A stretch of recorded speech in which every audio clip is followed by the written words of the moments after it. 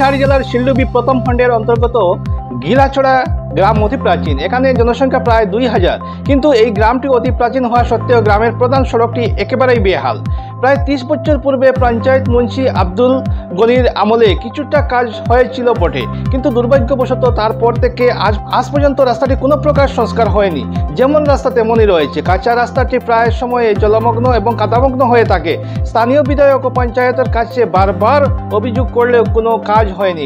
গ্রামবাসীরা অসহায় হয়ে শুক্রবার এক সাংবাদিক সম্মেলন আয়োজন করে রাস্তাটির দুরবস্থা জনসম্মুখে তুলে ধরে তারা রাস্তার মাধ্যমে ধান গাছ রোপণ করে প্রতিবাদ সাব্যস্ত করেন। এদিন সাংবাদিক সম্মেলনে উপস্থিত ছিলেন পিয়ারউদ্দিন, মুসলিম উদ্দিন, আকলিফ উদ্দিন, আব্দুল করিম, আব্দুল রশিদ সহ অন্যান্য গ্রামবাসীরা। সংবাদ এখনকার পর্যন্ত এখানেই। পরবর্তী খবরের জন্য চোখ রাখুন আমাদের পর্দায়।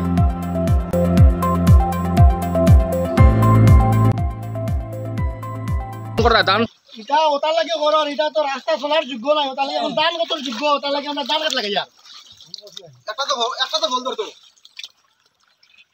রোড আমি বল আজকে সামনে রোজ না দিকে পিছে भी लगाई दीजिए सारा আছে বালা সারা আছে রাস্তা সারা আছে বালা দান আছে ওবা দো आओ ওনা না কিটা কিটা কেন যাইল পুরা যাইল আমরা দেশ দিদি নম্বর গ্রুপ দেন সামনে একটা ইন্ডাস্ট্রি বাট্টা আছে, সাহেল বাট্টা সাইডে আতর বাম সাইডে এই রাস্তাটা ঢুকছে, বুঝছেন না দাদা? এই রাস্তাটা সিন্টিবি একটা আপনার দুকার করে বজরি হাই স্কুল ছাড়িয়া একটা ইন্ডাস্ট্রি আছে সাহেল বাট্টা হয়, সাহেল বাট্টা ছাড়িয়া আতর বাম দিকে এই রাস্তা ঢুকছে। এই রাস্তার ওলা ভয়াবহ অবস্থা খারাপ। এখন আর শেষ বাচ্চা হচ্ছে এটা আর দেখতে পারছে না শেষ ছাড়া। এটা তো আমরা রাস্তা আজকে তো 30 বছর আগে আমরা মুন্সি আব্দুল নিয়ে রাস্তা বানাইছিলাম। আচ্ছা, আর আজ 30 বছরের ভিতরে 10 টাকা খাওয়া হয়েছে না কোনো রাস্তা। যেটা হয়েছে মনে করো আমরা নিজে 10 টাকা 20 টাকা করে উঠাইয়া আমরা রাস্তা বানাইছি, রাস্তা বানাই আমরা আটা বিরা করিয়া। আর যত মন্ত্রী এমএলএ এমপি পঞ্চায়েত যতজন আইলা খালি খুঁয়া যায় বলে আমরা ভোট দেওয়ার বাদে আমরা ভোট পাইয়া আমরা তোর রাস্তা বানাইমু। একটা মানুষের রাস্তা আর একজন তার কথা কাম করাইছি।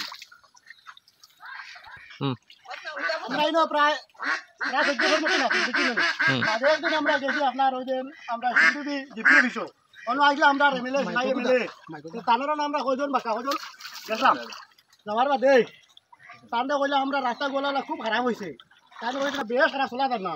বাদে কইছে না ঠিক আছে তোমরা চলার উপর আমরা হুড়কাউটা লিয়ে স্কুলে ওটি টুকুলা দিতে পারিয়েন না, কারণ কি তা করছেন 2 গাড়ি আছে যেও করবো আমরা ওটা সেন্টি দিলাম।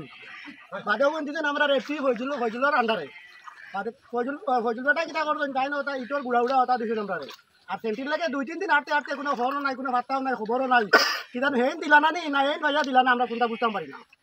আমরা তো এই রাস্তার কন্ডিশন এইরকম বহু দিন থেকে আমরা কোনো পঞ্চায়েত এমএলএ কোনো মন্ত্রী আমরা এই কাজটা করিয়া টাইম দেই না। বর্তমান যুগে আমরা বাচ্চাইন স্কুলে যাইতে হইলে আমরা ঘর থাকি আমরা বাচ্চাইন ছোট ছোট বাচ্চাইন আমরা কুলো করে লইয়া যাইতে লাগে, লুঙ্গি আটাইয়া লইয়া যাইতে লাগে, বাচ্চাইন করে ড্রেস না পিন্ধাইয়া কোনো মতে লইয়া যাইতে লাগে। এইরকম ব্যাপার বর্তমানে আমরা চলছে। কোনো জায়গা দিয়ে কোনো কাজকর্ম এই রাস্তার আমরা পাই না, অথচ পাইছিও না পাইও না। এই কন্ডিশনে আমরা আরো চলতে আছে। এখন একটা করবো আমরা ওই রকমও দেখতে আসি আইতে আসি, না গেলে তো বাচ্চাইন পড়াইতে পারিয়েন না, বাচ্চাইন করে স্কুল দিতে পারিয়েন না। ডেইলি এই কন্ডিশনটা আমরা ওই রকম দাঁড়াইছে। কোনো পঞ্চায়েতের কাছে গেলেও ওই রাস্তা হইব, কোনো এমপির কাছে গেলে ওই রাস্তা হইব, এমএলএ এর কাছে গেলে ওই আমরা মাল দিয়ার ওরকম বুঝাই আজ যতটা বছর থেকে আমরা এই কন্ডিশনে আমরা চলতে আছে। আমরা কোনো সাহায্য পাই না।